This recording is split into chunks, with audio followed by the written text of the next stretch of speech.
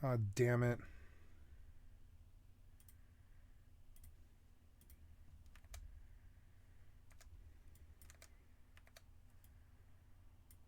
Russ isn't closing.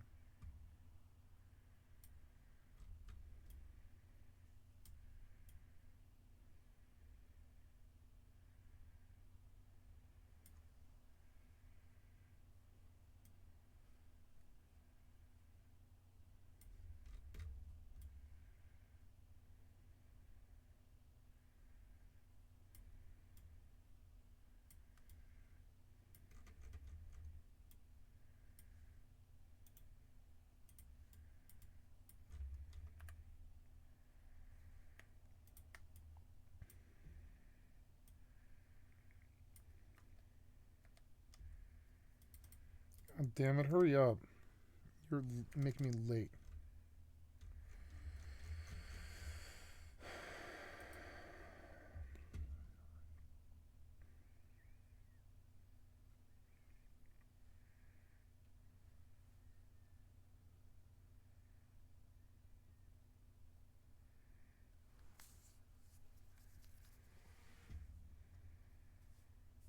Oh, sorry, kitty.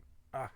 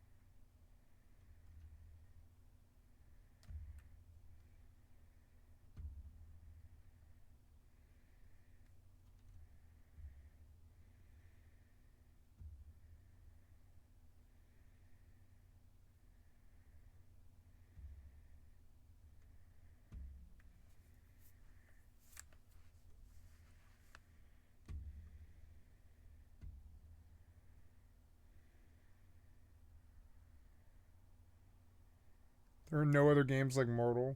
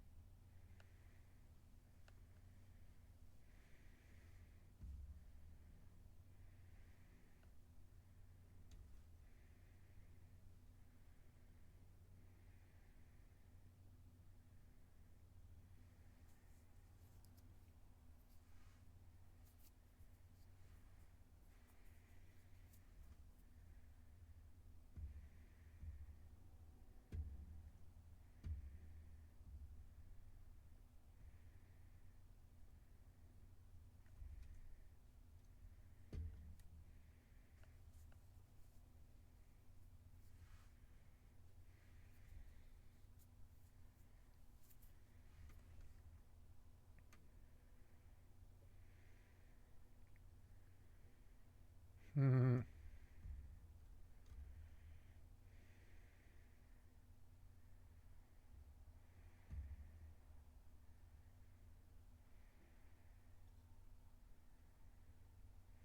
Mm.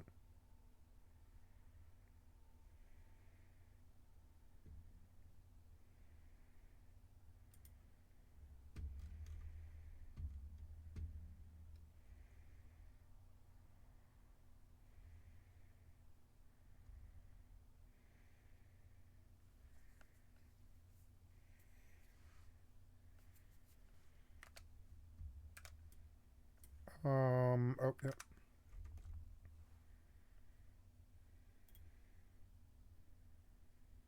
Okay, stations aligned to set destination.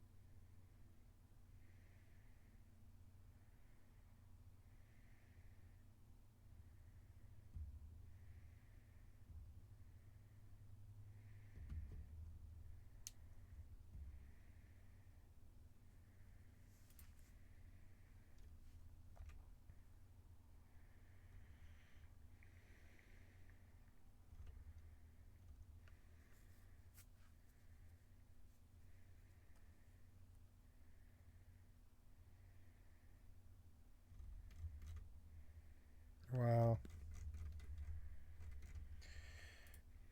Oops.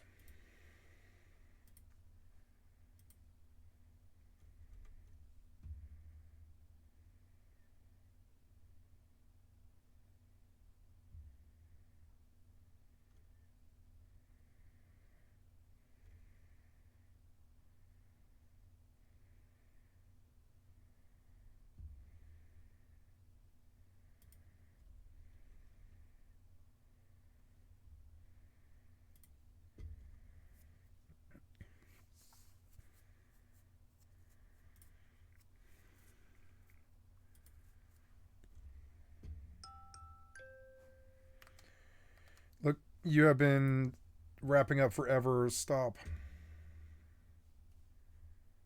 Ugh.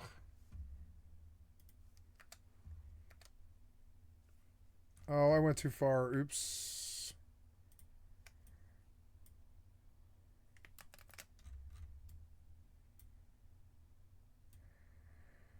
No. Go over to that. I have to get a route to the station, which isn't easy to do with all these huge rocks in the way.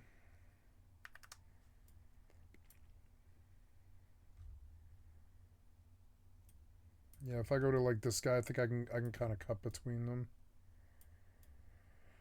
or at least like go out. If I go out this direction now as opposed to towards it. Yeah, there we go.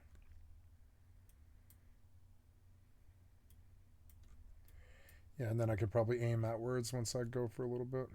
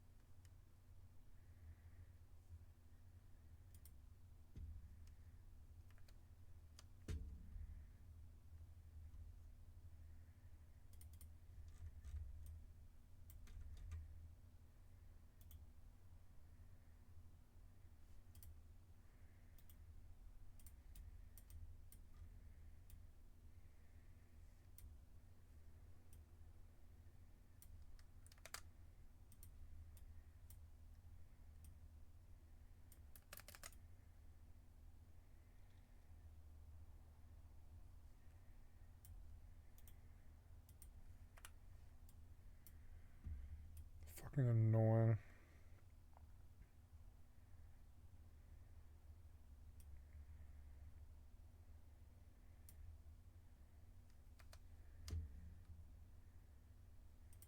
What do you mean? Nobody is playing Rust right now. What do you mean?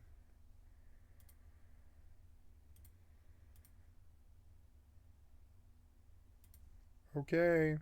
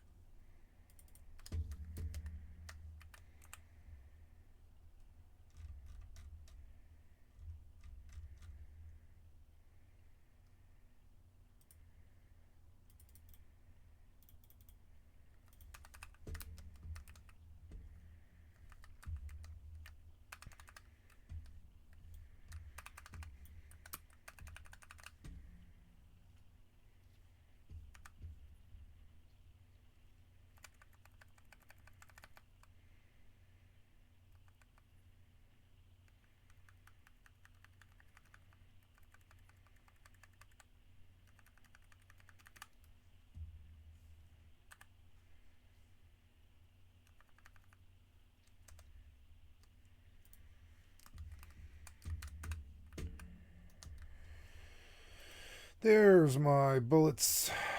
Fucking annoying.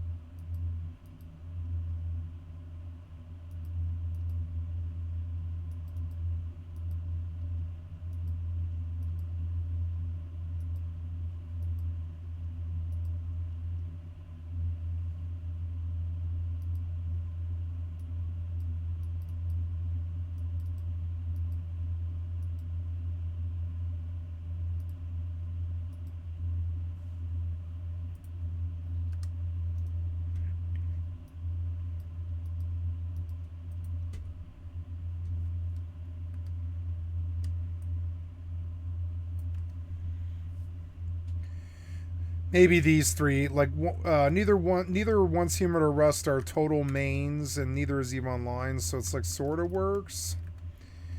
It's just like hard. I mean, but I like the PvE server because it has this endless gameplay loop of like, you know, keep getting in stuff.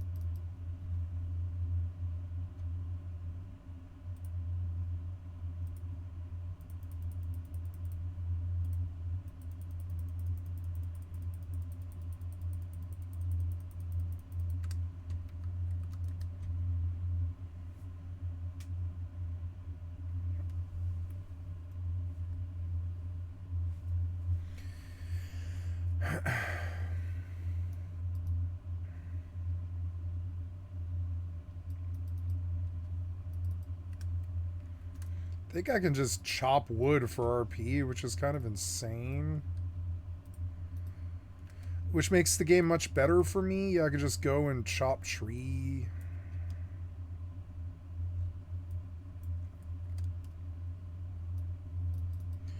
A lot of fuel from something. Nice. Well...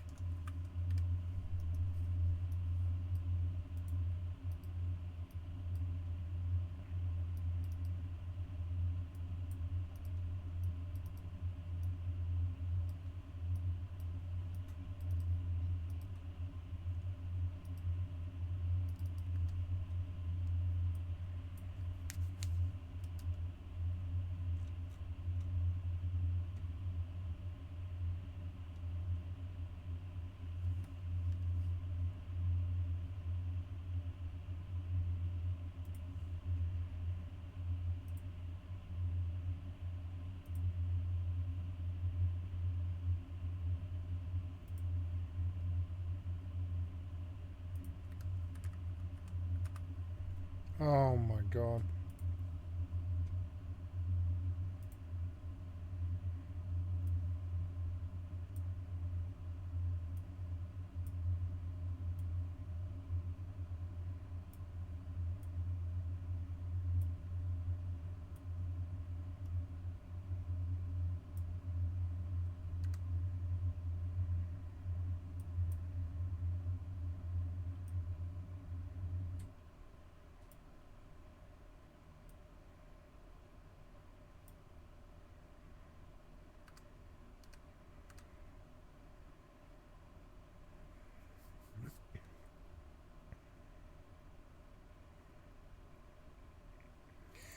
There's a whole month of training.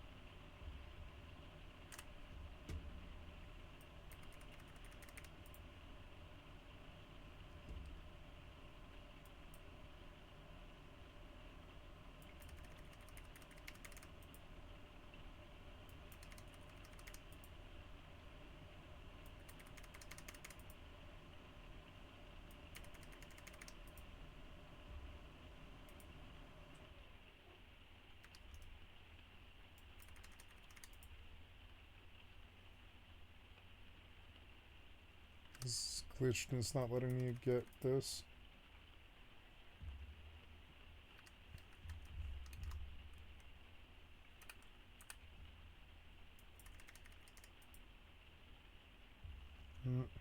I don't know.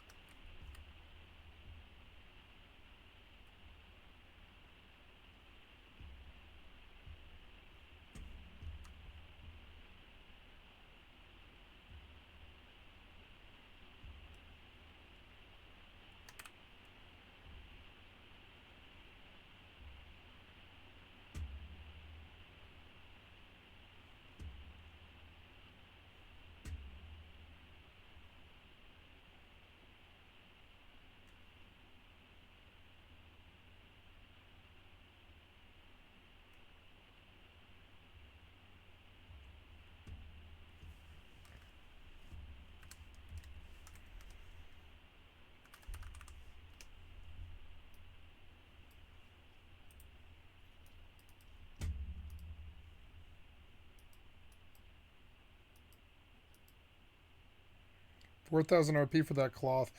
Cloth is a really good way. Wow. Well.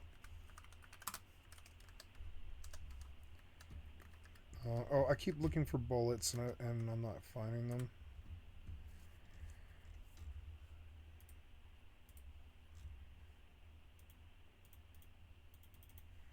Small biomass generator. Nice. Huh. Well, cool. Anyways, I'm trying to find bullets. Yeah, bullets there.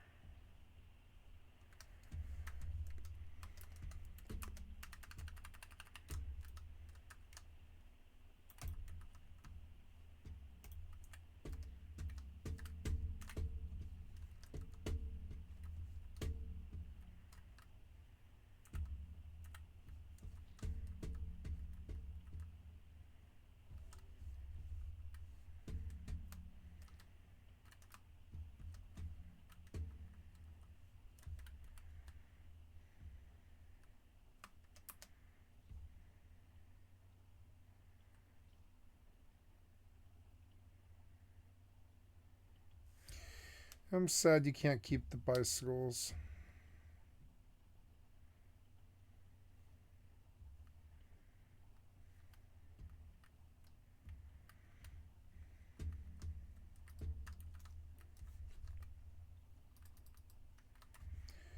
Somebody ran this, maybe?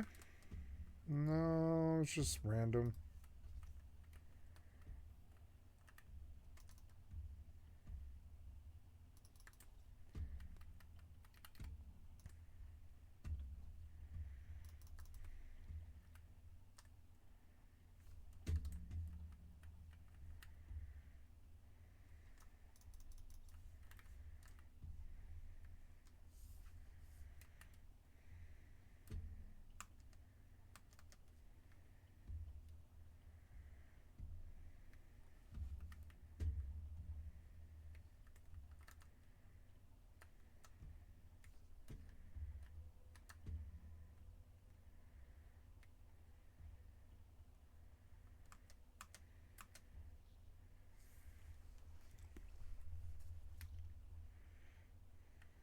Nice, there's a bike.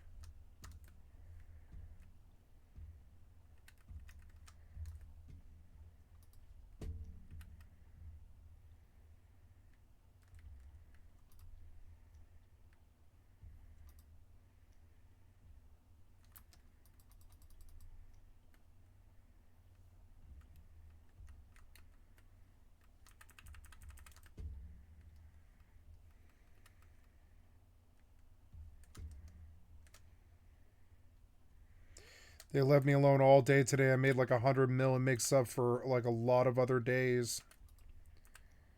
It's awesome.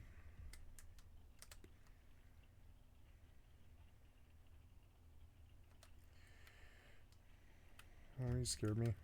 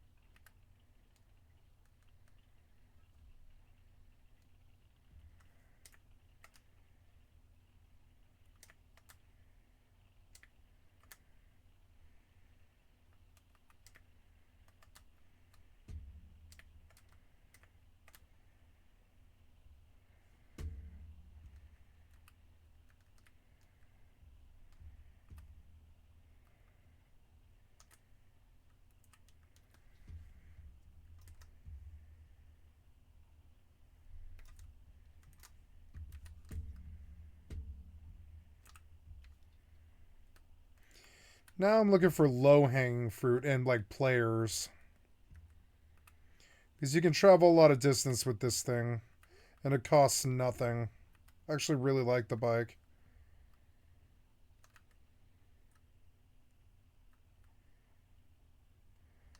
Fucking thought I saw something, but maybe not.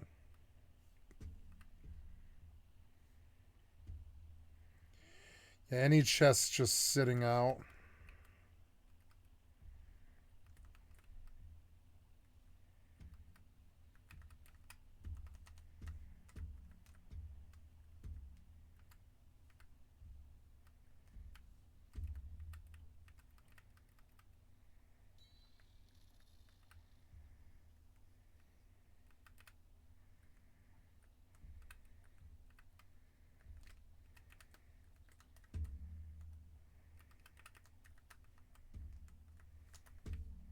I broke that thing.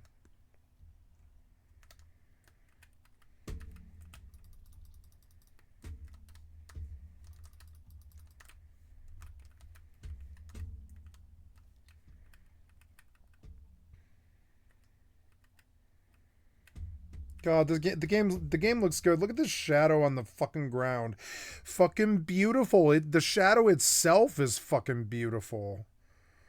Like almost a work of art. You could put this on a wall somewhere if you cropped out the UI, and this would be like a work of art. The way the shadow is, it's fucking beautiful. In a free game too.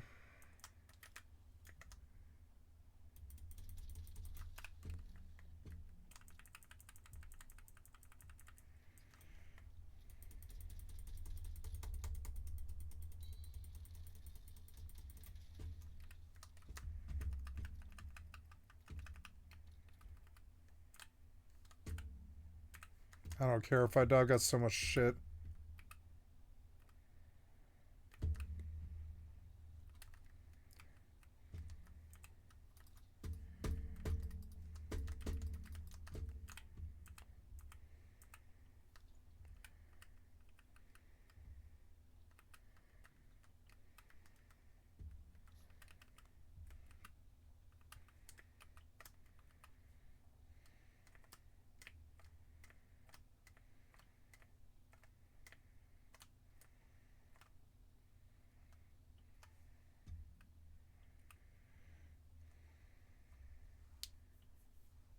Thought I saw movement. Nope.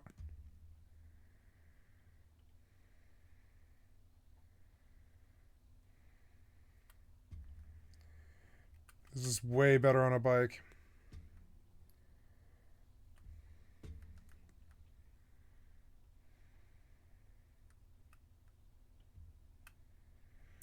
Wow, I can't believe they made a sound effect for that.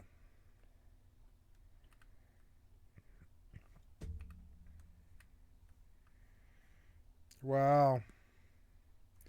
This game is somebody's baby. Definitely.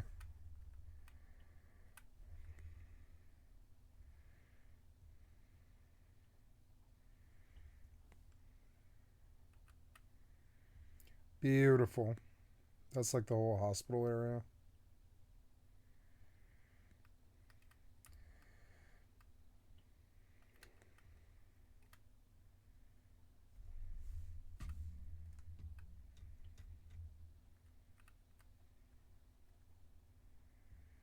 Now I'm in my house.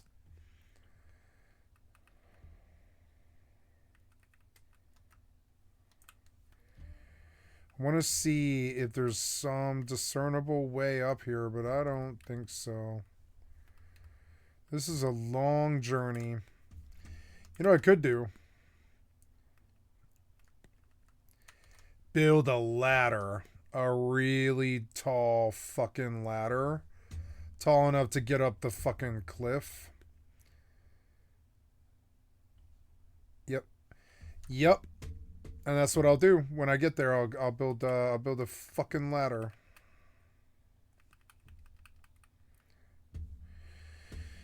In the meantime, I want to go to this monument up here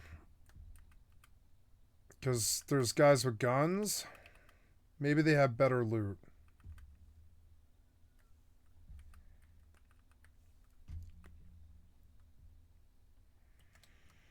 Is it, was it this place? No, this was, okay, Highland Residential Zone. But no, I went to Highland. Maybe the residential zone might be a better place to go.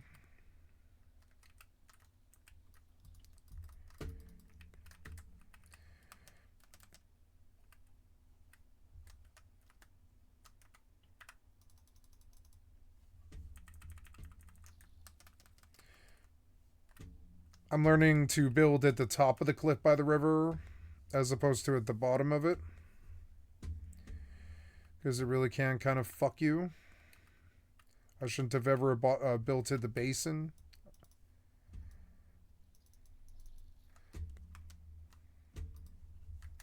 Got a pistol at that.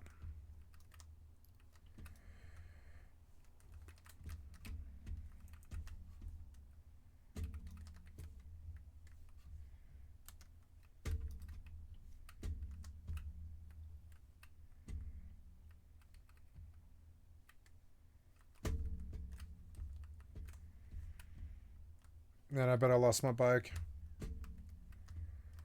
Just like that. It says it's right here, but I don't see it. Like it despawned. Like the second I got off it, basically. It's unfortunate. There's like this rule or something where like you can only... Oh no, there it is. It's just hidden by the fucking... It's hidden by the grass there.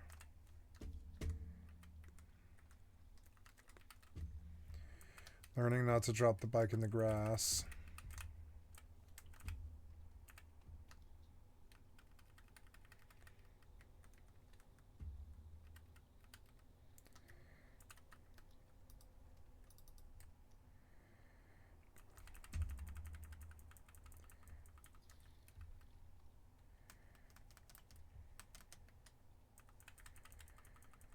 This is a good monument.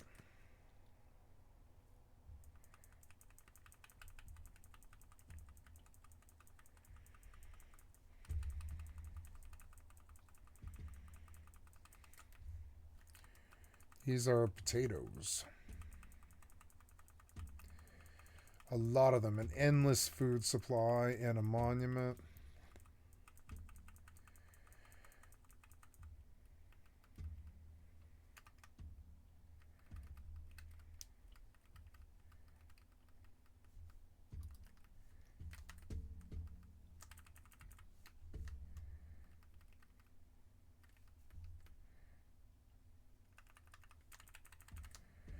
No one harassed me for like 8 hours. It's fucking beautiful. I made so much money.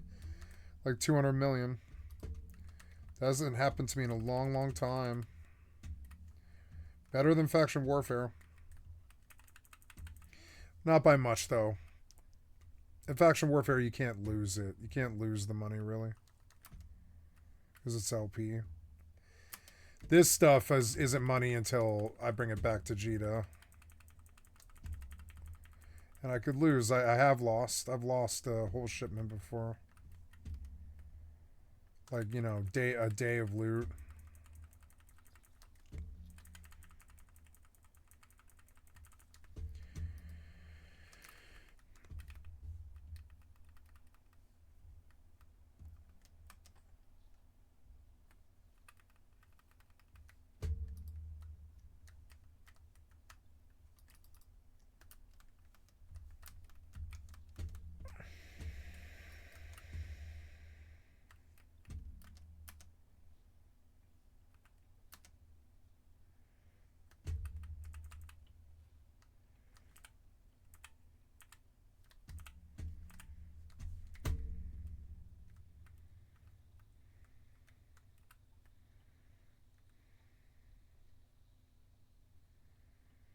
This is going to be fucking awesome. Watch.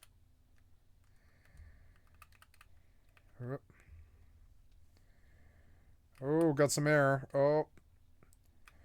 Here we go. Oh. Oh, and I landed it too. Oh, and I got the bike out of it too. Fuck yeah. Did I do damage to it? No, I did just fine. I even got the bike home.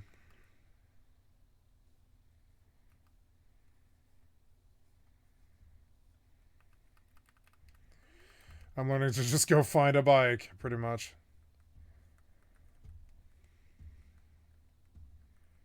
I love this game.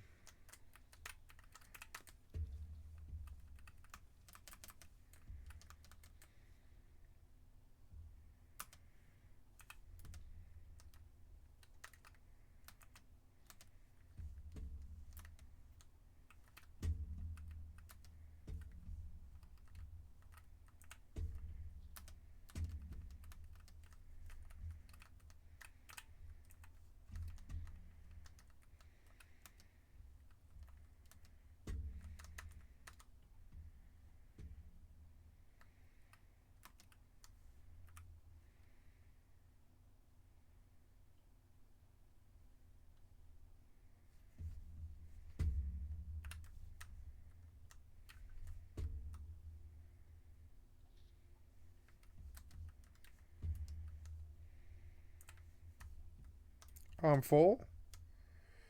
Send me home then.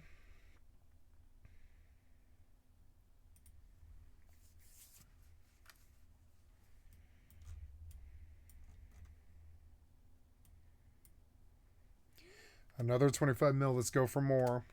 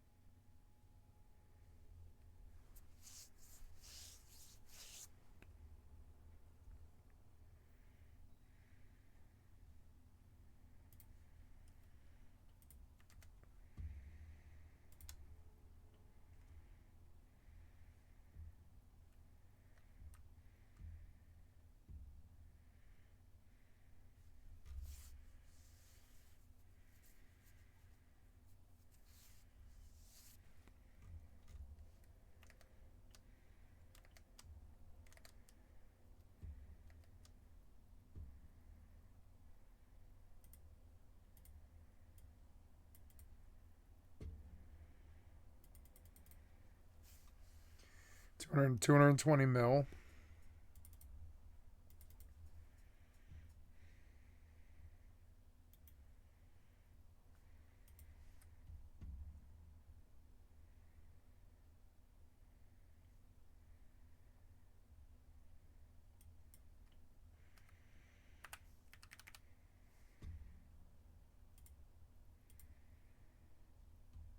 Wait.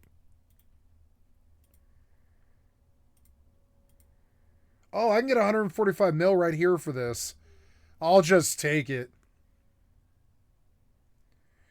It's at half price, but it's still a nice solid amount right in my fucking pocket. I'll take the 145 mil any day. That was 150 mil in a day. That's such a good deal. I didn't even think about selling it out here. If they'll buy it out here, I'll take their money. Absolutely. Fucking annoying. Just load Fortnite. It's faster than doing this.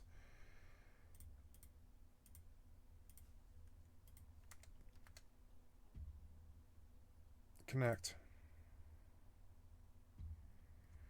What's going on?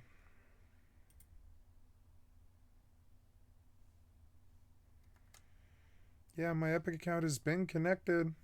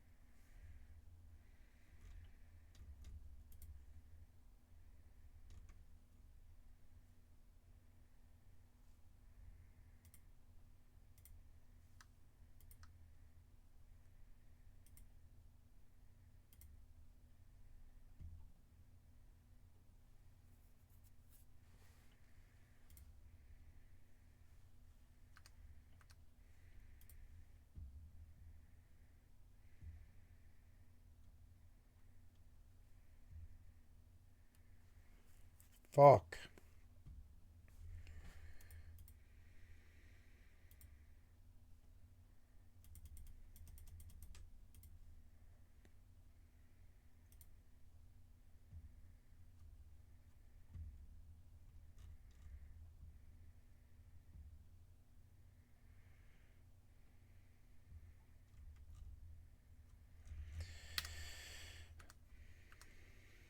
Anyways.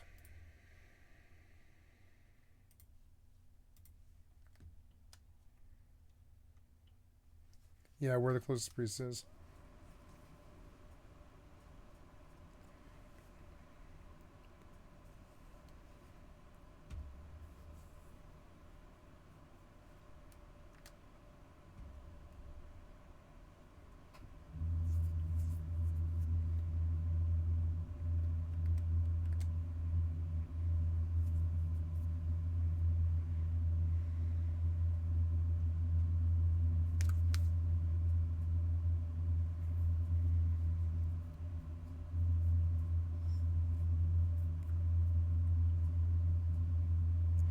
This guy's an idiot.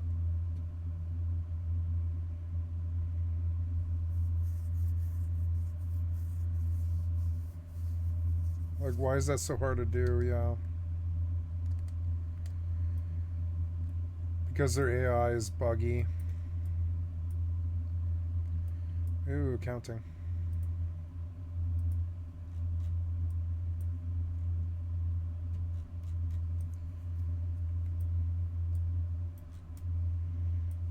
Okay, here we go. Back out again.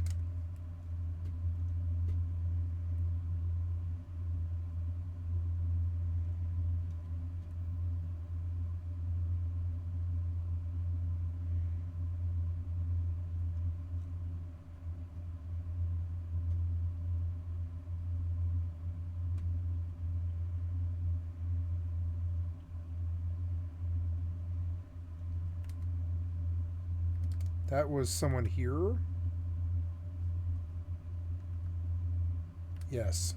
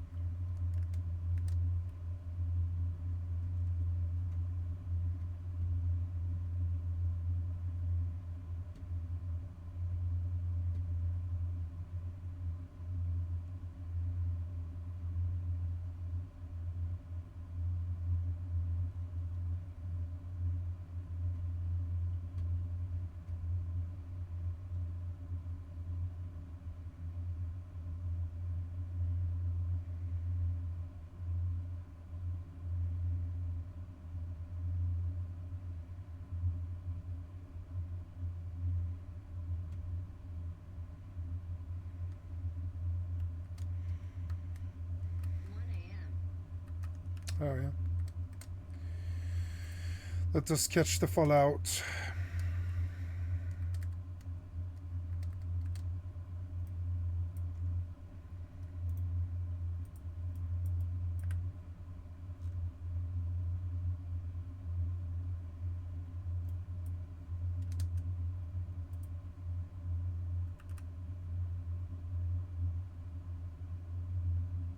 Very good.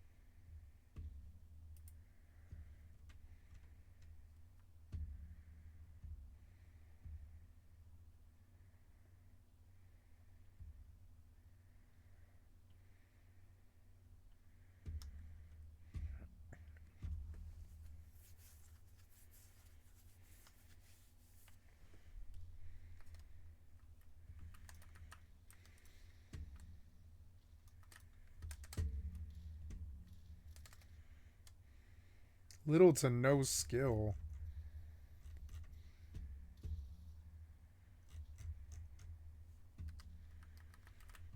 I wish.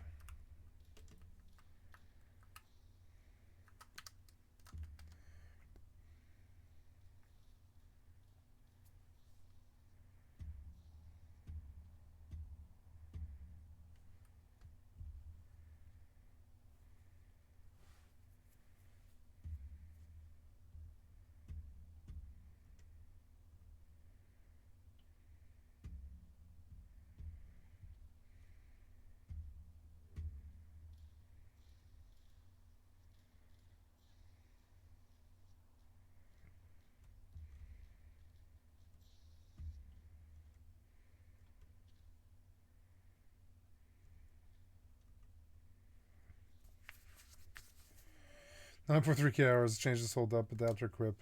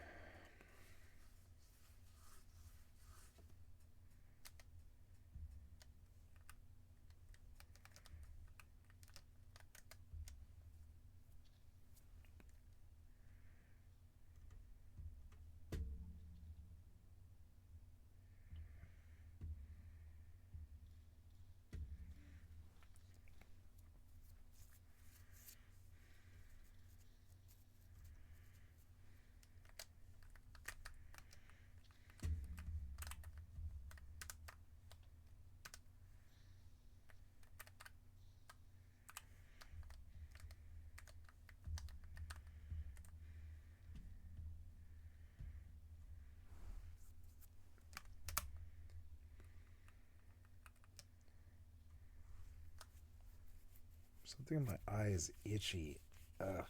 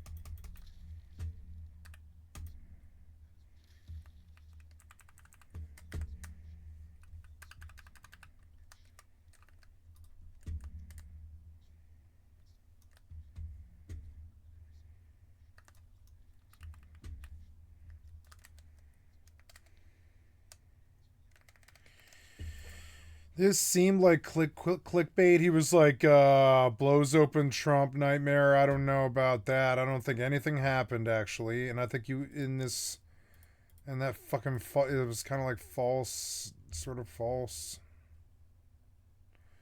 alarm.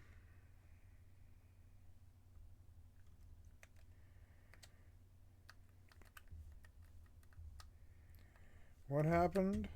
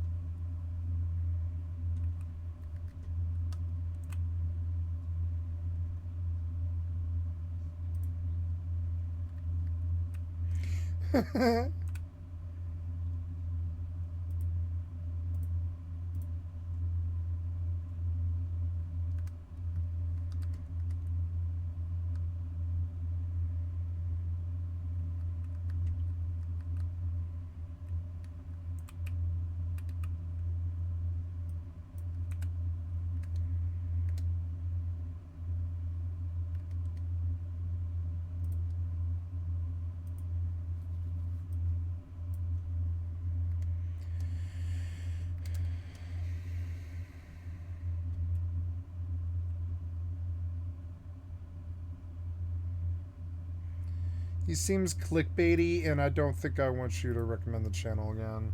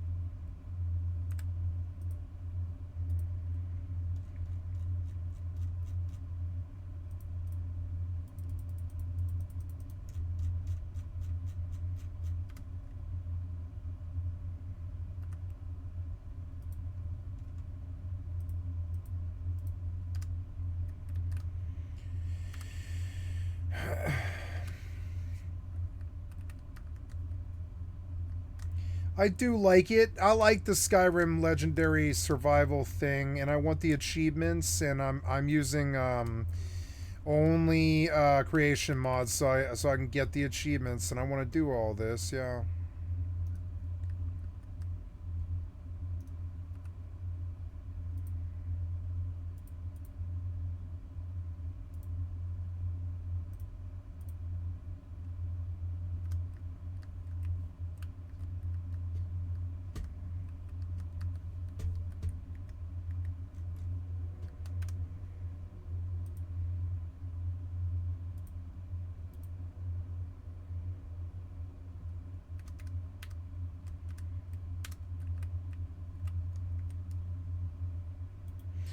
See, it's doing that thing again, and I don't remember how I changed it. It was like...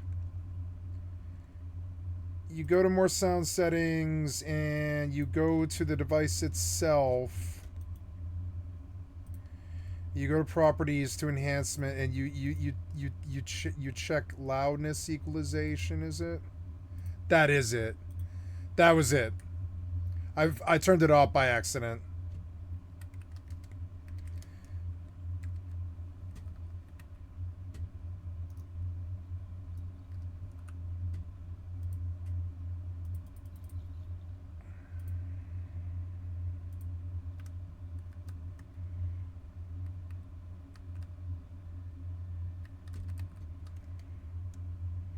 Wow, it's much, much better now. It's like something about it.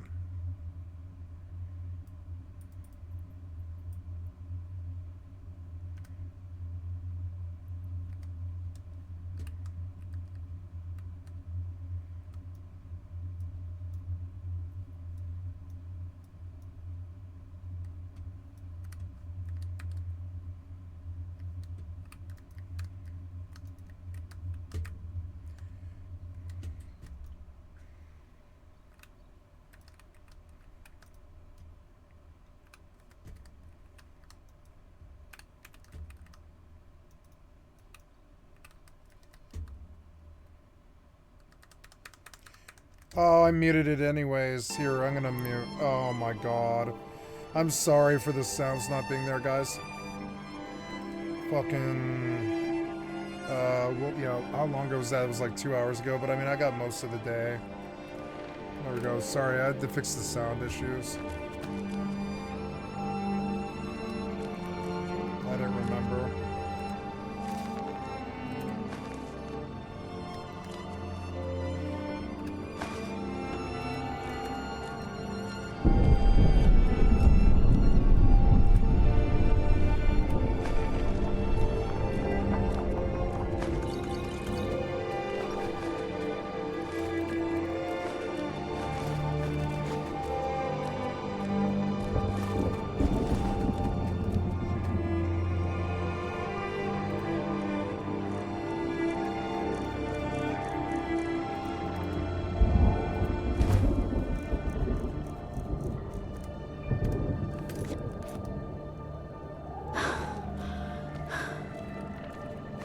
Talos guide you.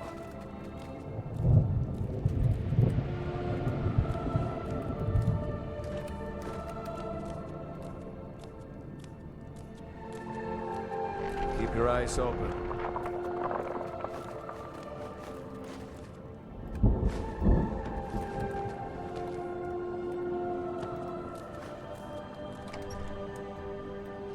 We're here to teach you a lesson. Hey! Never should have come here. What?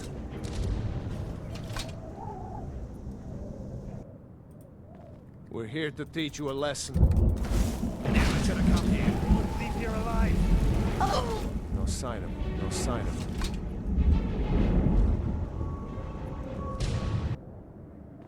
We're here to teach you a lesson. This'll teach you. No sign of him. No sign of him.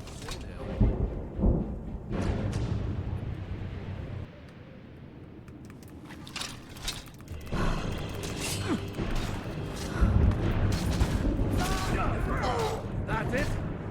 That's your best? That's your best? Do you?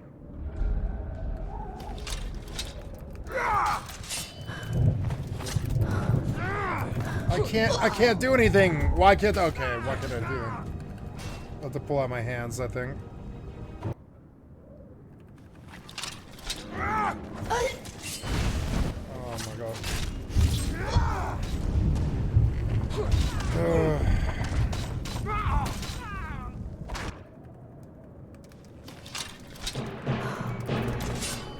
Ah, you won't pull out your weapon. I've been hitting the fucking button. Pull out your fucking hands. Ah. There. Huh? Time to end this little game.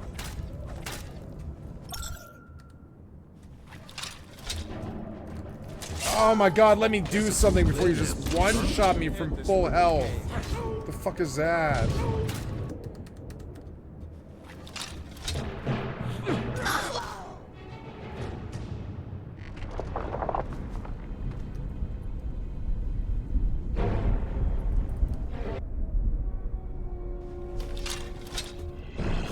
Guess it's all clear now. You're looking a little rough around the edges. You feeling all right?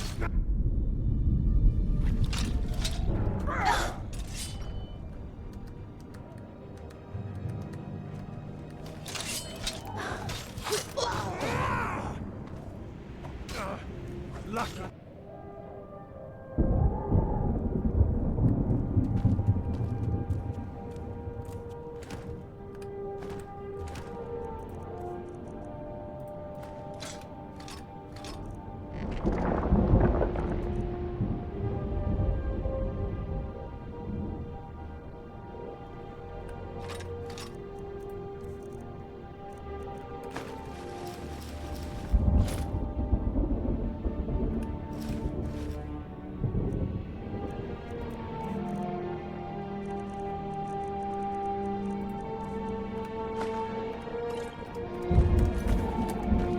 Next Imperial I see is dead.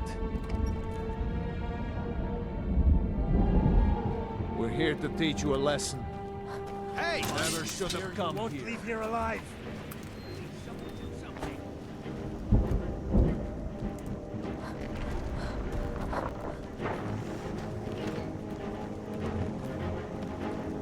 Someone do something. Mercy on you, rip your heart out. I love this sandbox. Get me out. Your kind has no place here.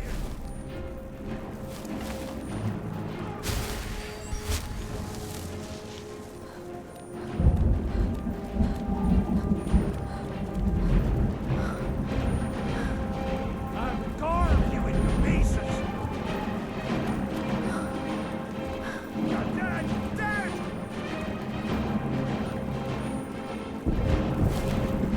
Victory or Sandbox!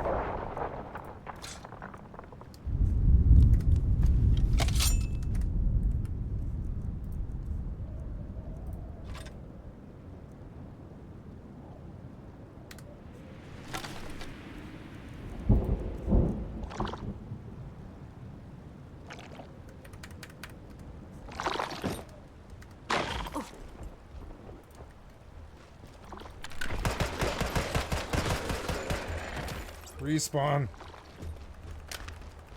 Right, I'm out on one seaman. I totally spaced it. Time to run home. I lost my bike.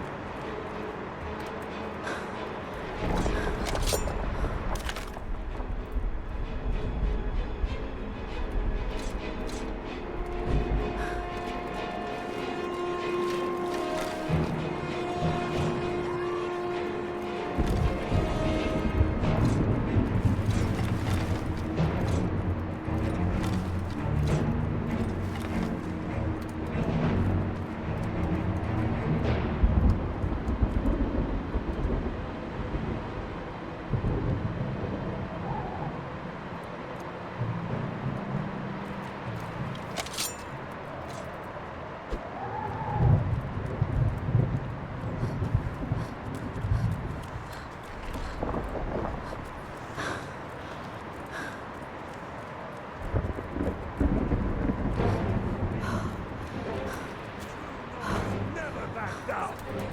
Gas! Time to end this little game. Damn you! No sign of it.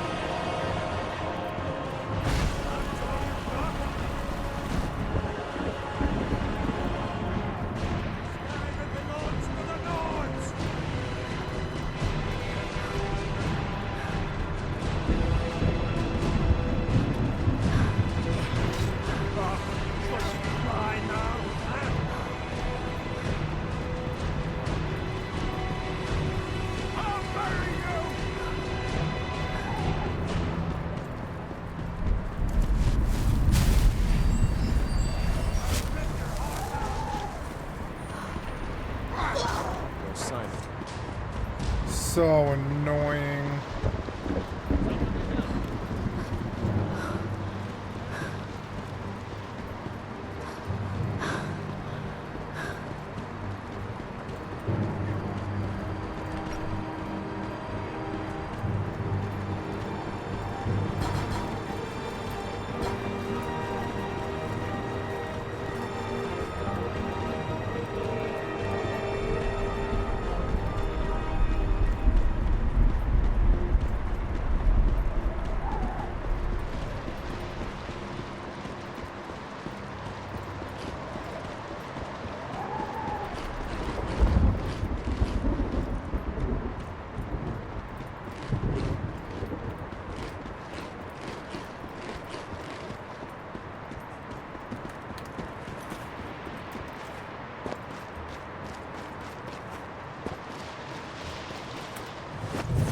Oh.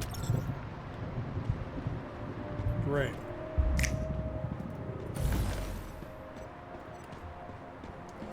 Ooh, memory chip 100.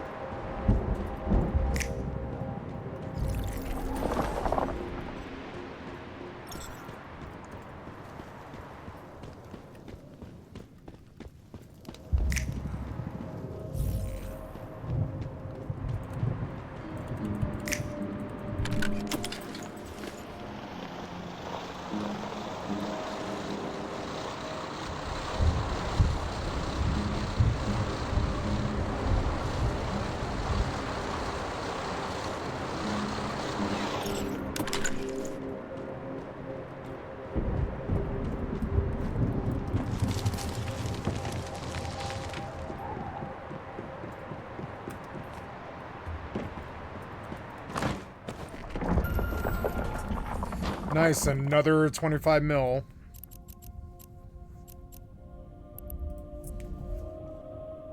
Warp drive active.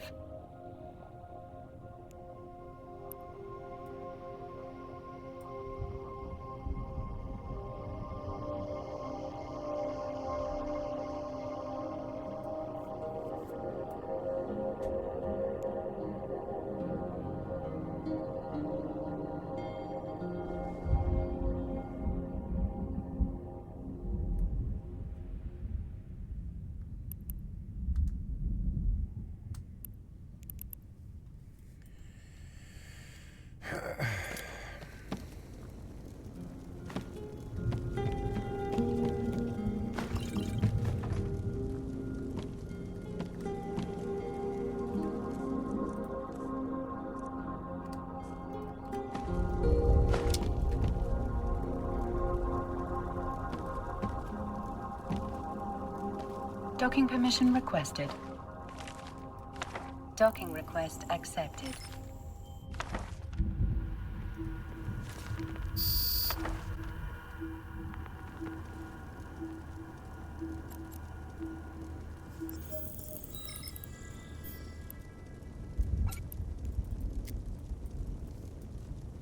Good, go make me more money.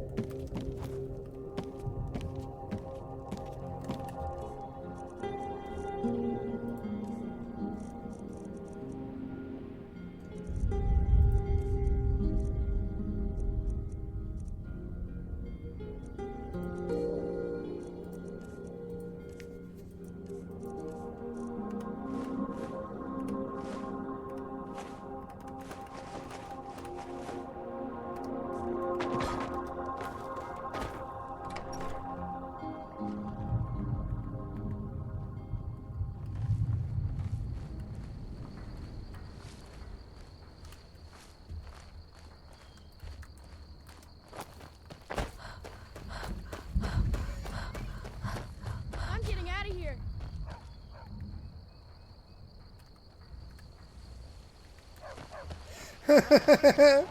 Survival mode is a totally different game. Oh no, did they find me or whatever? Yeah, they did, huh?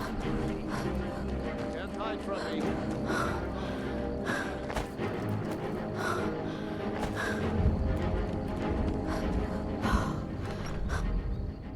Well, one of us has to do something. I said no. Well, I don't know what you overheard, but the Riverwood Trader is still... Some may call this junk. Me, I call them treasures.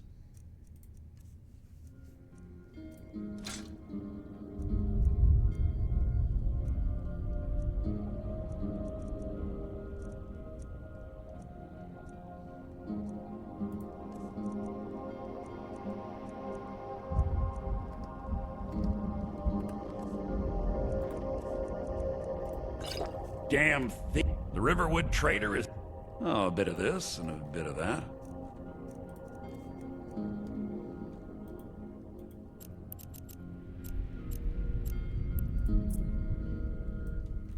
Warp drive active.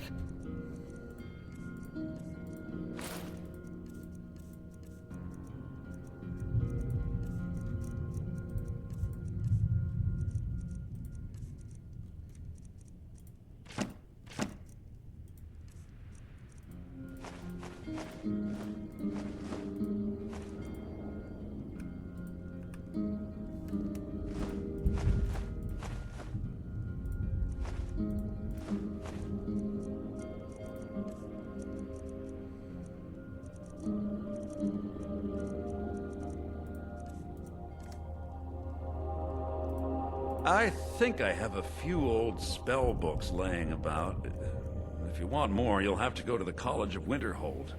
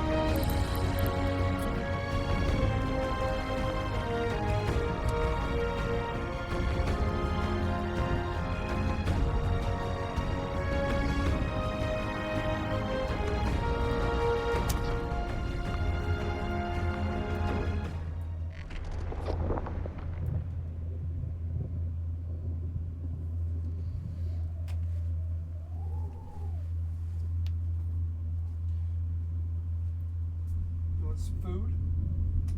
Feed you. I'm gonna make sure you always have food, kitty. Time for dinner. Alright. I see that you've eaten the whole plate, which is good.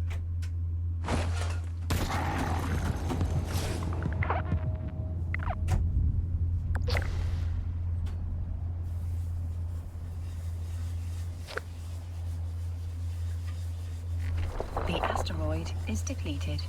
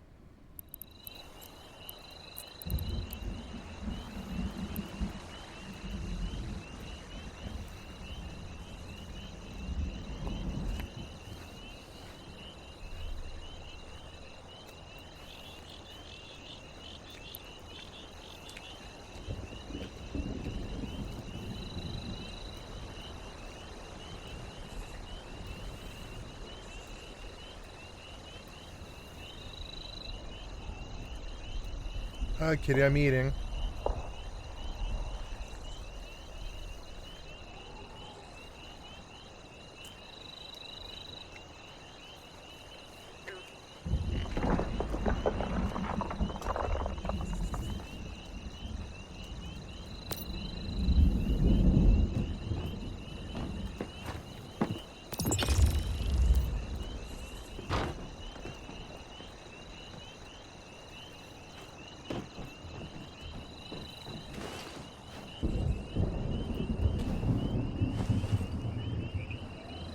Hi, kitty.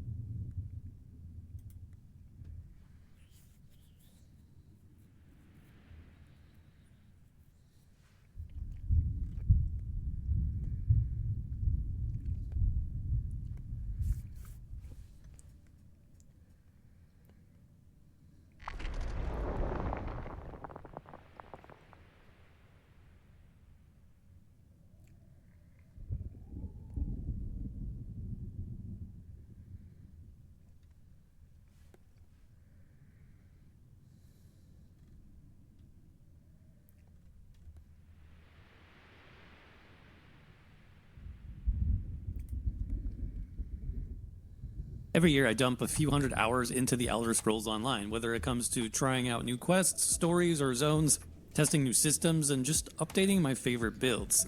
It's one of my favorite games of all time, but every year I'm also faced with some of the same problems with this game, whether it's lack of difficulty or build diversity, bloated itemization, or just failure to innovate. These are the same problems, more or less, that have kept this game from being the best of the best, at least in the current MMO space.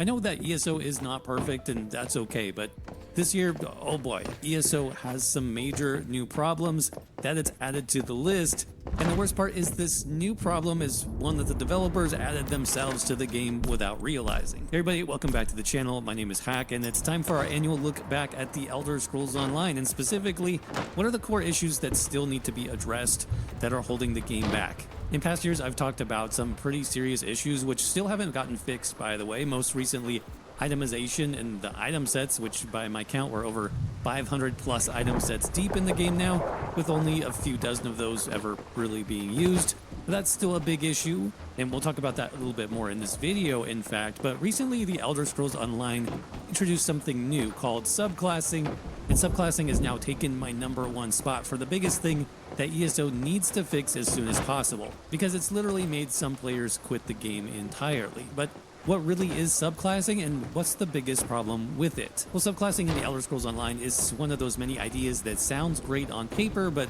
also can cause chaos and disorder when you actually bring it into a live service game. Subclassing, in my opinion, is just an extension of what ESO has been trying to do with other systems like its item sets or mythics or scribing for the past several years, and that's twofold. Number one is they're bringing in new methods to simulate the idea of increased player choice when it comes to crafting builds and player identities, and number two is they're recycling some existing content or systems in ways that give the appearance of a fully fleshed out game system without the full complexity or depth that a complete game system in an MMO should have. Subclassing seems like the next iteration of that same problem. It's a lot more choices, which on the surface sounds good, but the problem is that in reality, only a few of those many choices actually performs well. What this translates to in terms of player experience is you have way too many options now, which greatly overwhelms new players, while at the same time, really only presenting a handful of actual good choices for endgame, which also underwhelms the experienced players.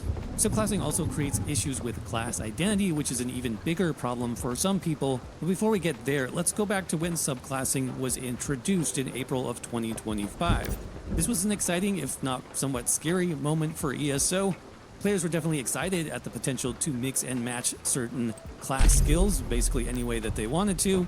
With subclassing, you could now combine, let's say, a Templar with Necromancer skills and make a Dark Templar type of build, and that was a cool idea for sure. Many players were also skeptical that subclassing would simply encourage players to just mix in the best skills only, like Arcanist's Fate Carver Beam, combined with the Nightblade's increased critical chance in the Assassination skill line to make a straight-up DPS. Oh good, it let me machine reset that the could 24-hour trivialize period. in-game encounters. Cool. And of course, wouldn't you know it, players were basically right. Once subclassing was released, we did see some cool off-meta builds that encouraged role-playing or new build themes, like my Druid build, which mixed Warden, Dragon Knight, and Sorcerer abilities into one cohesive theme.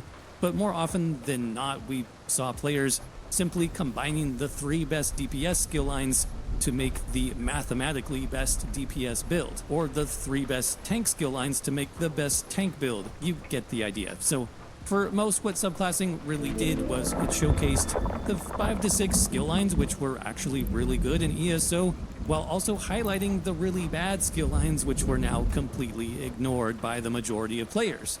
And I don't want to name any names here, but Dragon Knight's Draconic Power skill line, I'm pretty much looking at you. But if pigeonholing players into even less class meta build options and highlighting the worst performing class skill lines wasn't bad enough, subclassing brought with it a completely new problem, one that I think the ESO dev team was unprepared for. Class identity in the Elder Scrolls Online, a class-based MMO, was now completely dead with the arrival of subclassing. But how did that really happen? Well, ESO has always struggled with class identity since the beginning of the game, really. The cause of this goes back to ESO's philosophy of play as you want. Once the devs began to truly embrace this concept, it meant that every class needed similar skills and passives in order to solve the same problems, to basically let every class be a tank or a healer or a DPS, whatever you wanted to do. I don't think it was a bad concept, but in reality, there were only so many ways that our characters could do the basics, like heal or deal damage, and so every class basically got those same skills, essentially just with different visual effects. So at the end of the day, there wasn't a lot that made each class different than how they would look visually casting those types of abilities. That said, throughout the years, ESO has actually done a better job with class identity. When they introduced the Necromancer class, for example, it came with entirely new mechanics like corpse generation, corpse management, which led to a new gameplay experience, but that was class identity. They also did something similar with the Arcanist class when it was released, adding the crux building and spender mechanics, Wow. and there it was again, some unique class identity. But I think ESO really lost the thread when it came to this idea a few years ago when it introduced class sets. Now, to me, class sets by name alone should have been something that really amped up class identity for the game, and major classes matter in the Elder Scrolls Online, but ultimately, class sets were a pretty big disappointment. Most of these class sets, unfortunately, were uninspired and did nothing really to amplify your class identity, but the entire concept of class sets was and is still pointless in my opinion, because no one who understands the game will ever want to give up an entire 5-piece set bonus for that tiny bit of extra class power or utility. The big problem here is that class sets, which should be class and build defining, actually make you weaker in ESO when compared to even some basic crafted sets. So the whole thing is a giant missed opportunity, again, in my opinion. But this goes back to my earlier point about most sets in ESO, which we have hundreds of at this point, being a waste of time. Players at most can only wear basically 3 sets on their character at once, and so players will always gravitate to the top 15 to 20 sets in the entire game based on whatever combat role that they're doing. Rather than keep adding more and more sets to the game, which ESO has not stopped doing, they should focus on new itemization options like 2, 3, or even 1-piece sets to mix things up a little bit, or even add new gear slots to characters which would add more build options without saturating the game with even more useless 5-piece sets. Imagine if those class sets, for example, instead of requiring full 5 pieces, simply were a 1-piece bonus, maybe even with a new gear slot included, so you didn't have to change your current build or use a weaker set to take on your class bonus, but you could actually amplify your class by adding to it with some more specific purpose. It's too late for that now, obviously, but that would have been a much better way to improve class identity, in my opinion. But subclassing really did destroy class identity even further for the simple reason that your class now doesn't matter. I mean, yes, class still determines what class set you can equip, again, useless, or which class scripts you can use with scribing, but that's a very small impact overall. Again, what most players have done, for good or bad, is just look at the numbers and decided which class skill lines offer the most DPS, and have chosen those for their build. So your Nightblade build is now a Nightblade, Arcanist, Templar hybrid, or whatever the current meta is. Oh, and it's the same build that every other DPS player in your trial group is running, because it's mathematically the best combination for DPS. But the thing is that before subclassing, we still had meta builds, of course, but you also had some reasons to diversify due to things like unique class passives, and many people played their favorite class because they liked the way it played, and it was still close enough to the meta or optimal build that you could make it work in a large majority of content. But now, the new issue that we have with subclassing is playing your build as it was before, aka a pure class build, is now vastly underpowered compared to these more optimal subclassing builds. And that's what's really bothering a lot of ESO players right now. They feel forced to use subclassing because pure class builds perform so much lower, especially when it comes to dealing damage. Unfortunately, there's really no way around that, at least in the current state of the game. There's no way that pure class builds can compete now with subclassing builds that have the optimal class skills, and especially optimized class passives. Passives are a huge part of this as well. But this is what I believe the devs missed completely when it comes to subclassing. Specifically, that players liked that last little bit of class identity that they had, and now subclassing has forced them to dump that concept completely. So if that's the problem, what is the fix? Well, obviously it's too late to nerf subclassing. All the devs can do now, realistically, is buff the players that want to play with a full class setup, a pure class build. And honestly, I think that would be kind of cool. I mean, just in terms of lore, it makes sense that someone who has completely focused their studies and their training on one single class would be more effective at using those abilities and should be stronger in combat. A build that uses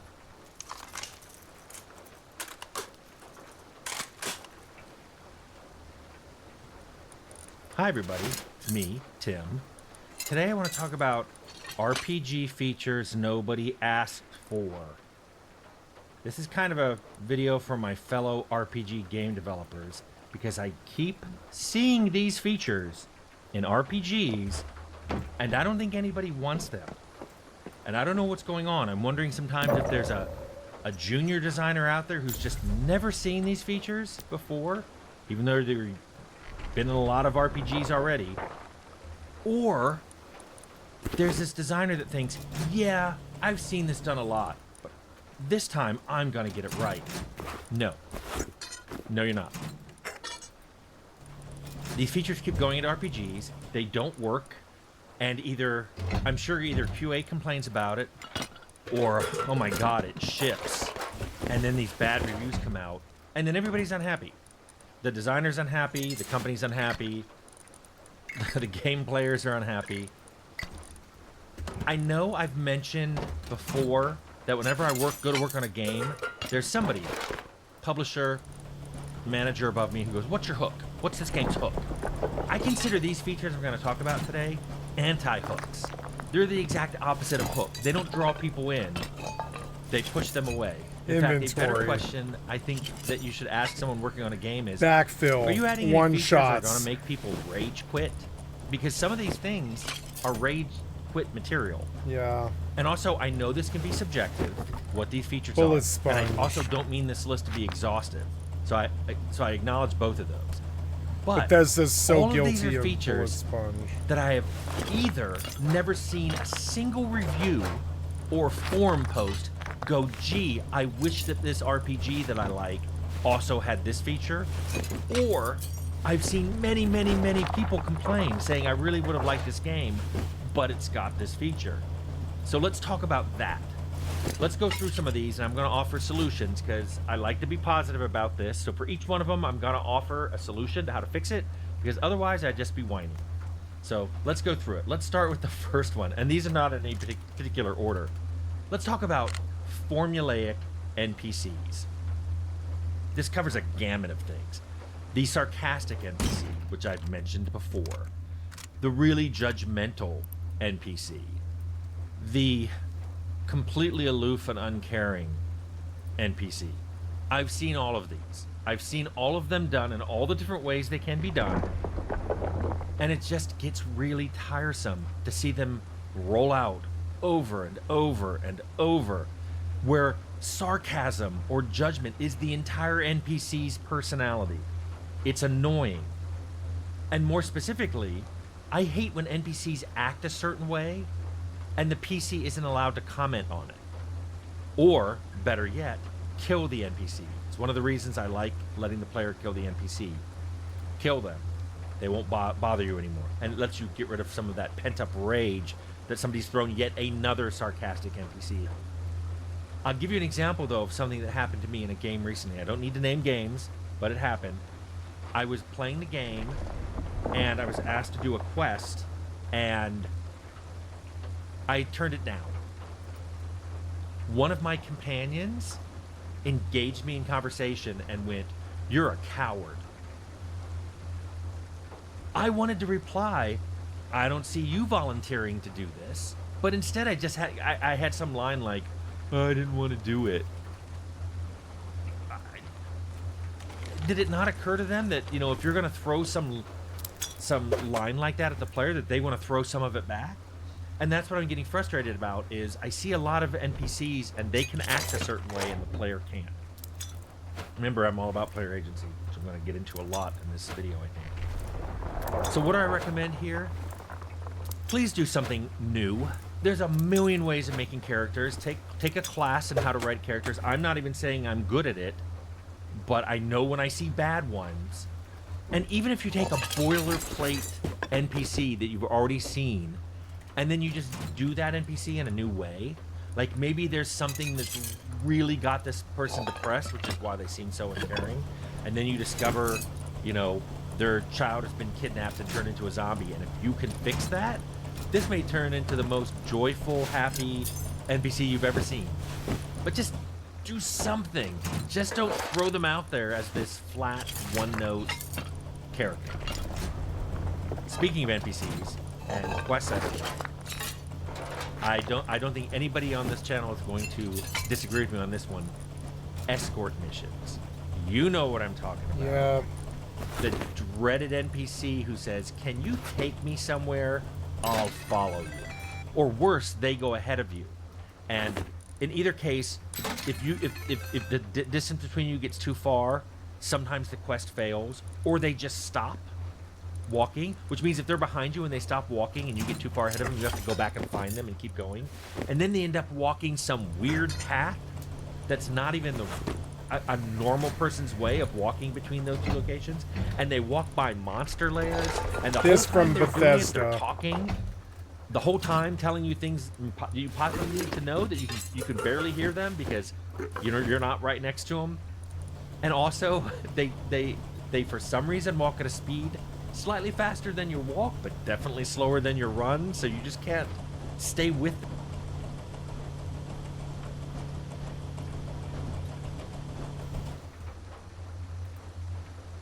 2026 is going to be a good year for survival gaming. This list is going to go over my 10 most anticipated titles for 2026 and beyond.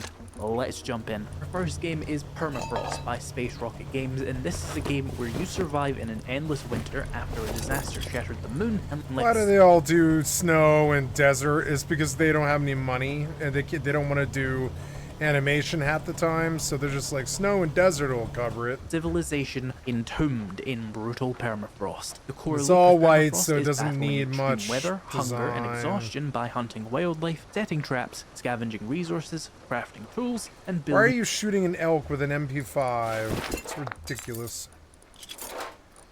I mean, I guess you do that in Rust. Whatever. Shelters which can survive the incoming blizzards. It's advertised as having solo play with up to 4-player co-op, and it even has a dog companion to help you carry gear and fight loot. The game features abandoned cities, forests, caves, and camps, and the best part, it apparently even has survivors and bandits to fight or trade with. There are some big promises here, but if they deliver, this game looks like it could be one of the best survival games of recent memory. This next game is actually one that's already out on PC, but next year is getting a console port, and I think that's worth showing off in this video for the console players who might not know about it. This is Icarus by Rocketworks. Icarus is a survival game where you tame a wilderness of an alien planet, with missions to complete, a fantastic open world to explore, hundreds of items to craft, technologies to unlock, enemies to battle, and outposts to build. I've actually already put time into Icarus on PC, and it is a pretty damn good game. The weather effects and of course the fire effects are one of the biggest selling points of this game. There's of course co-op multiplayer and solo play, so if you're into sci-fi survival games and are on console, Icarus Console Edition should be on your watch list next year. And unlike the rest of the games, we can be pretty sure this one is actually going to be good because it's already out and well received on PC. And there's no history of bad console ports, right? That's not a thing, right? Ferocious is a survival FPS set on an island infested with dinosaurs, mercenaries, and other dangers. You wake up stranded on an uncharted island covered in ruins, and you have to explore and adapt to survive. This game really prides itself on its FPS gameplay, with the ability to craft new weapons using scavenged resources, and apparently allowing weapon customization. It looks like Far Cry meets Jurassic Park, which is something I didn't know I wanted until I saw this. And it even has a story, and beyond just shooting your way through every problem, you can even command the dinosaurs. Oh, and there's mechs. Yeah, this isn't going to be the most grounded survival game. I don't think there's much farming going on in this one, for example, but this is definitely another one that should be on the radar for any sci-fi survival gamers out there who like fast-paced action. Next, we have Guardians of the Wild Sky by Blue Isle Studios. This one is for the fantasy fans. Wild Sky is a survival crafting game with magical creatures called Guardians. You can sail around in an airship and explore its world and discover biomes with hidden secrets and enemies to fight. There's solo play and co-op, and of course you can build and even make your builds fly. Your Guardians can be captured and they all have unique traits and abilities to aid you in all different kinds of aspects of the game, from combat to crafting. There's even Guardian breeding with genetics. There's apparently hundreds of tools, weapons, and magical items to craft, along with cooking, farming, and of course, everyone's favorite, fishing. There's caves to explore, titans to fight, and cultists to battle. This one looks like it'll be a great game for fantasy survival fans and people looking to scratch that Ark Survival or Palworld creature collection itch in a new setting. Outbound is a new survival game made by the studio who brought us Above Snakes, Squareglade Games. If you've never played Above Snakes, it was an interesting little survival game with a lot of new takes on the genre, so I'm excited to see what these devs have in store for us this time. Outbound takes a very different approach to survival gaming. There's less, scary creatures and hopeless death scenarios, but instead, it's a game about building your nice little home on wheels and living sustainably off the grid. Building houses, growing crops, raising dogs, generating power, and of course, it has co-op and resources to collect, secrets to find, and biomes to explore. In a niche saturated with dark and gritty post-apocalyptic hellscapes, Outbound presents a utopian future for you to carve out your own idyllic living in, just for the love of the game. Outbound could be the perfect way to get your friend who's scared of survival games to try a taste of what they've been missing. Next, we have Railborn by Washbear Studio, a new survival game about building a train piece by piece. This strange world is covered in railroad tracks for you to build your ultimate survival train and explore. You can farm, craft, mine, manage your power, scavenge resources, collect water, endure hostile environments, and just generally drive around on a sick train. If you've ever wished Snowpiercer was a survival game, this is probably as close as you're going to get. And it's definitely looking like it's going to be an interesting take on the survival genre. By the way, before we move on to the next game, if you're enjoying this, a like and a subscribe would be greatly appreciated to get this video in front of more gamers out there. Enough whimsical creative concepts. I want survival. Walking around in forests, hunting stuff, crafting stuff, building log cabins. Well, Rooted has you covered. Rooted is a solo and multiplayer survival game where you explore a post-apocalyptic overgrown world. You salvage, build, and hunt, and survive the human enemies hunting you in the world. The building and crafting section on Steam says that you can even automate tasks, so that's going to be very interesting. That always adds a fun layer to survival games, but it really helps them have more stuff to do, which is ironic because, you're automating the task, but automating tasks usually does end up taking a lot of time anyway. Anyway, I look forward to seeing what this game has to offer when it finally comes out. Alright, I've been saving the heavy hitters for last. First, we have Black Frost, The Long Dark 2. The first Long Dark game was very well received and is one of the more successful and beloved survival games of the last decade for sure. Well, what if we did that, but even more? The Long Dark 2. This game is set a year after the Aurora appeared, which disabled all technology, leaving civilization decimated. You can survive as a lone wanderer exploring the frozen wasteland, or play together with friends, or you can even engage with NPC survivor communities as well. It's kind of up to you. You can build your survivor with custom traits and skills. The new cities and towns of Black Frost offer you new opportunities and challenges to refresh the gameplay of the original. And it even features a quote, will to live feature. Damn, these games are getting pretty deep, huh? Manage your doubts and fears and find comfort in the small things if you want to survive. This game gets its name from the radioactive black frost emitted from a power plant in the distance. It also features the new permalife system, which, quote, turns every death into a new adventure, where you accumulate new risks and fears for your survivor as you move throughout the world and succumb to hazards. Face your fears, overcome their downsides, and strengthen your survivor's story. Whatever the hell that means. But it does say permadeath is still an option. See that? That's developers who know their player base. Oh, I have been waiting for State of Decay 3 for a while. Not much is actually known about the third entry specifically, but if the game is anywhere near as good as State of Decay 1 or 2, we are in for a very good time. State of Decay typically features extremely replayable open worlds with highly customizable hideouts for your survivors, an array of highly customizable, highly mortal player characters that keep every engagement terrifying and every slot in your outpost extremely valuable. I'm gonna be honest, this game is getting carried by the performance of the last two games, but if you have played State of Decay 2, you're probably quite excited about this one. And if you haven't, you should give it a shot now before 3 comes out. It's a very good game. It's very fun. Would recommend. 10 out of 10. I don't know if this 10 out of 10 is good. It's definitely one of the more unique takes on the zombie survival game genre with its particular cocktail of simulation, survival, action, and RPG mechanics. If you've been on my channel for a while, you probably knew this one was going to be in here somewhere. Subnautica is finally getting a full sequel with multiplayer. If you've never played Subnautica, it's a horror survival game set almost entirely underwater on an uncharted alien nightmare of a world. It has some of the best exploration and horror gameplay going, and it just so happens to also be a survival game. Voice crack! You can craft vehicles, tools, and make bases. The sequel is going to have new monsters like the Collector Leviathan to terrorize you in the depths of the ocean, and it's going to have multiplayer co-op this time so the nightmares can be shared with a friend. I can't wait to fire a distraction torpedo at my friend and watch them get mauled to death by a big cloud of horrible nightmares from the depths of the ocean. It's going to be so peak! There's all new tools, equipment, and submersibles, so it's not just a repeat of Subnautica 1 or Below Zero, and it has all new biomes to explore and presumably a new story to tell. I'm gonna be 100% playing this one, assuming it ever comes out and doesn't suck. God, I hope it doesn't suck. Damn, now I want to play some Subnautica 1. And you should too. Thank you so much for watching, and if you found this video entertaining or useful, be sure to hit that like button and subscribe for more, and I'll see you in the next video.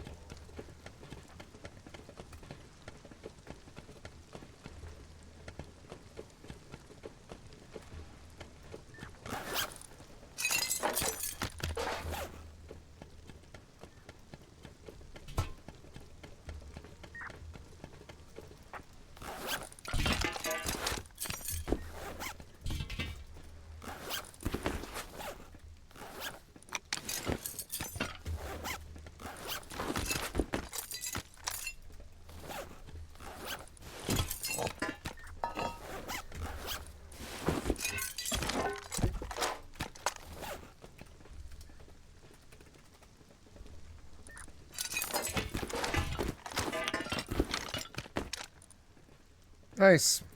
1 KRP.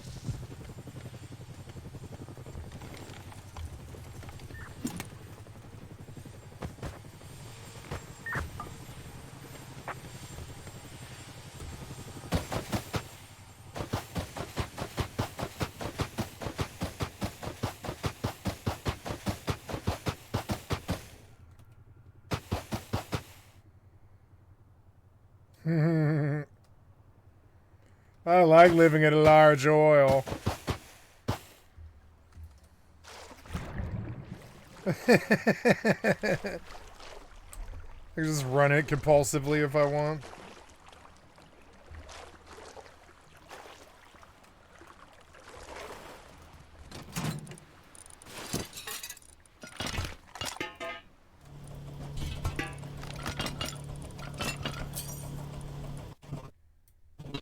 Oh. No, what happened there?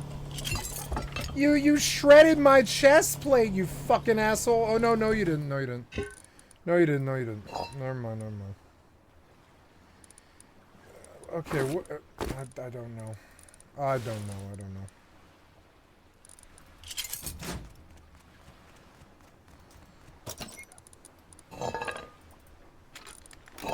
There's rocket, like actual rocket.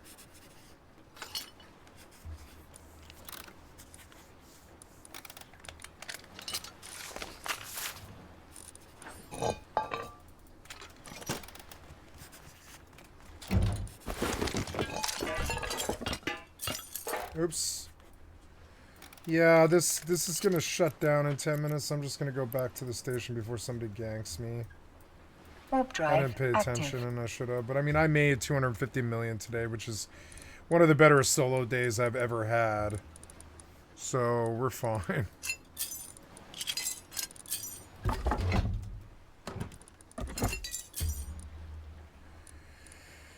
Oh.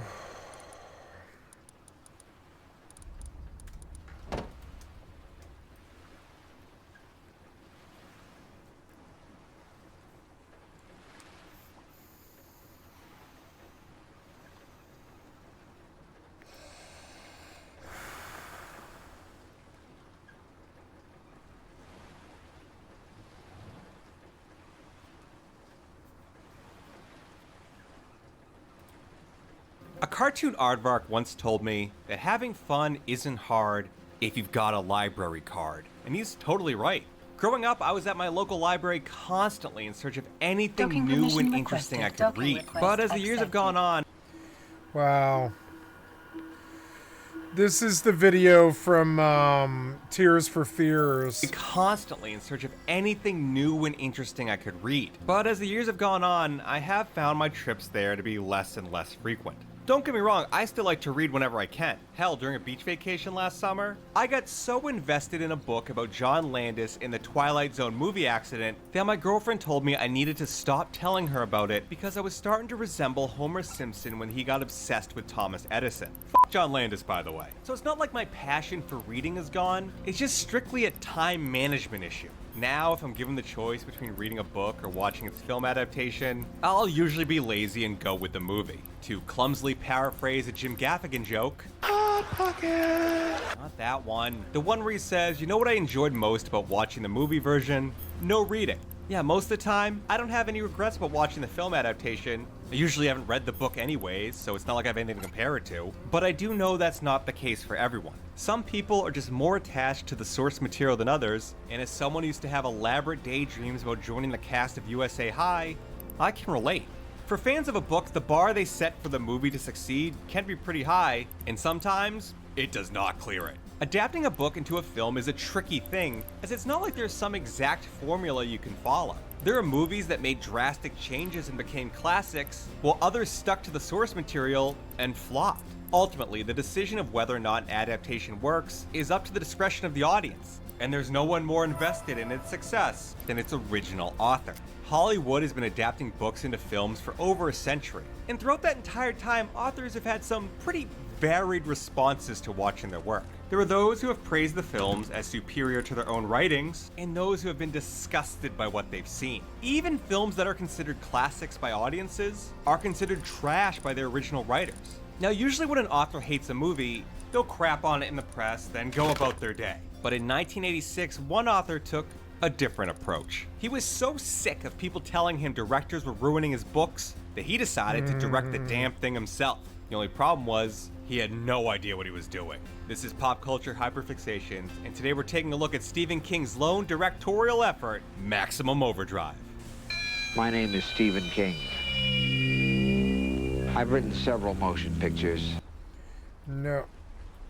Can't do DMCA. Too much DMCA. Sorry.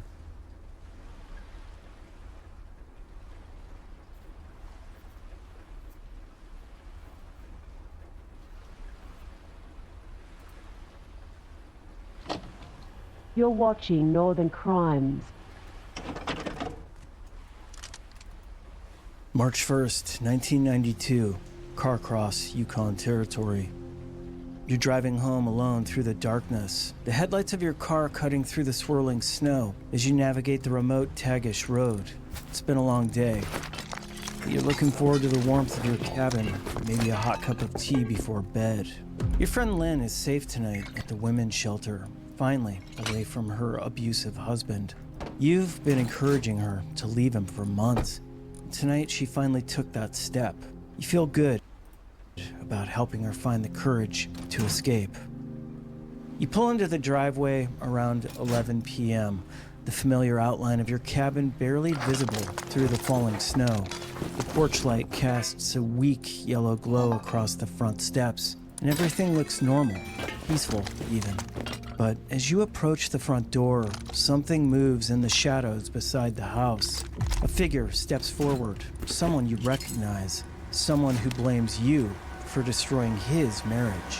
He's been waiting for you in the darkness, and the high-caliber rifle in his hands is pointed directly at your chest. Because in Canada's vast northern territories, where help can be hours away, and the wilderness swallows screams in the night, some confrontations end in violence, and some killers simply vanish into the silence, becoming ghosts that haunt the country's most wanted list for decades. This is Northern Crimes.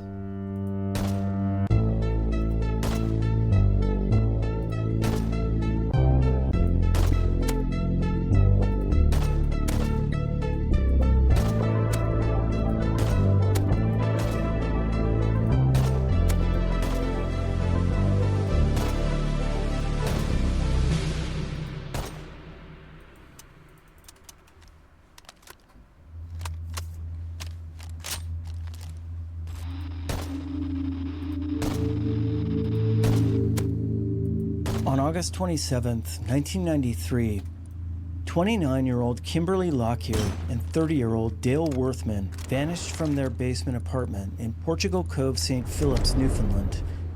They left behind a scene that suggested they'd simply stepped out for a moment. Their car remained parked outside, wallets, identification sat untouched inside, and $2,000 in cash was found hidden under their mattress. Even bread sat waiting in the toaster, but Kimberly and Dale were gone, and they would never return. The disappearance baffled investigators from the start. When Dale failed to show up for work on September 2nd, his parents contacted police. Kimberly, who worked at the Airport Inn restaurant in St. John's, never came to collect her paycheck. The apartment showed no signs of struggle or forced entry, yet 2 people had simply vanished into thin air. Police launched an extensive investigation, calling taxi companies and airlines to see if anyone matching their description had been seen. They interviewed neighbors, friends, and family members, searching for any indication that the couple had planned to leave their lives behind. Nothing emerged. It was as if Kimberly and Dale had been erased from existence. Nearly a year later, police revealed that Dale had previously associated with a motorcycle gang in Nova Scotia, raising the possibility that his past had maybe caught up with him. However, no concrete connections were ever found between the bikers and the couple's disappearance. Dale's mother insisted he'd shown no signs of worry or fear in the days before he vanished. For 13 years, the case remained cold. Tips came and went. Searches okay, were guys, I'm going to conducted, stop here. I'm tired, and I've got to get up early and do something in the main house tomorrow morning. So I'm going to be a little bit of a late start, I think, like maybe 1 or 2 or something like that. And I am stopping for the night.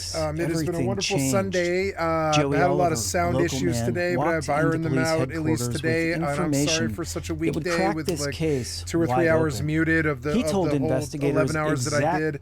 Where they could find the bodies of Kimberly. I'm sorry about that. Tomorrow I will not have as many issues. I'm just, getting acclimated to a new sound device and just it's looking at the ins and outs of it and trying to maximize and all that. So tomorrow I will be with you probably around 12 or some such, unless the plans change, and I guess that's it. I love you guys. Thank you so much, and I will talk to you later. I will see you